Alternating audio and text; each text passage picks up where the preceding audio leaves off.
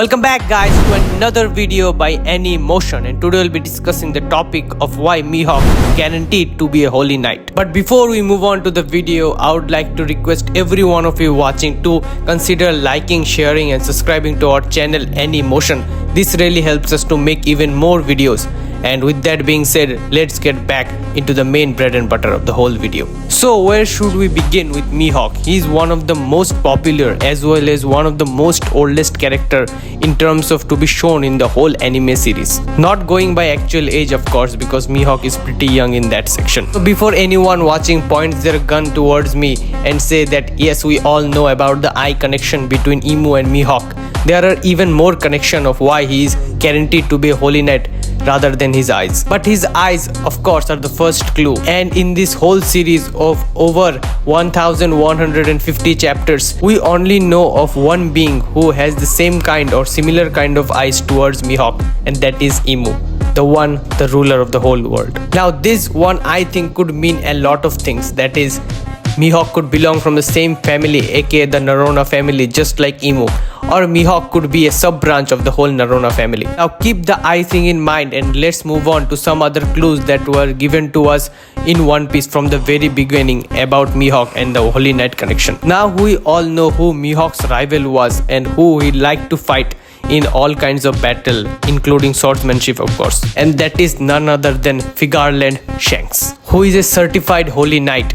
Spoilers for the latest chapters, you could easily see that he joined the Holy Knight at a certain period of time. Probably he wanted to take information about where the Nika foot could be, or he could do any other thing. But today's video topic is not about Shanks, it is about Mihawk, and let's focus on him. We'll make a different video about Shanks and a whole theory lingering towards a heavily terrifying plan set up by Shanks from the very beginning of One Piece. Now getting back to topic, Mihawk is certified to be a fighter who fought against Shanks many times, and Mihawk got the title of Hawkeye from this battle, and Whitebeard even clarified that the battle between Shanks and Mihawk teared open the whole heavens, or in short form, both of them used huge amount of haki, or to be a specific, Conqueror's haki. Now what do we know about Mihawk? Ever since he first arrived, he is one of the person who has a costume that shows almost his whole frontal body, and one thing we could easily spot, that is, Mihawk doesn't have a single scratch on his whole body. Now the fight between Shanks becomes very relevant, that he fought Shanks, he opened up heavens, and he yet did not receive any kind of scar. Now that is unheard of. You can't say for sure that Shanks, one of the most strongest person to ever live in One Piece, fought him and opened up heavens and did not give him any kind of permanent scar, not even a tiny little small ones. There are few other people we know that receives huge amount of damage but do not receive any kind of permanent damage. They are rather kind of temporary damage which gets healed up very quickly. And this is the point I'm trying to make. Mihawk and the Holy Knight just does not have one thing in common, that is the eye color. He probably also have the regeneration ability towards himself, and that could explain that why he does not receive any kind of scars in his prior battle. It is not that he does not receive any kind of scars, it is that he just healed them off, no big thing. Now you are all wondering, okay, this is just two kind of speculation that you point out together, but if I tell you that there is one more thing that points toward Mihawk being a holy knight, and that is the whole God Valley incident. Mihawk was not present in the whole God Valley flashback, but you also know that who wasn't present, that is a member representing the Narona family. There was no holy knight that represented that family. We know that at least one person represents each family, and Emu is hidden from the whole wide world. So who would represent the Narona family in the eyes of the normal people? That is Mihawk. He probably defected at some point, or maybe he is in some kind of mission.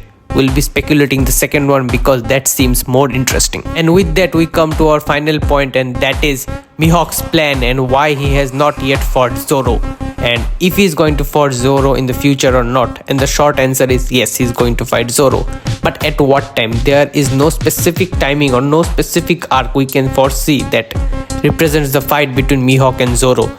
currently the whole One Piece story is just something else.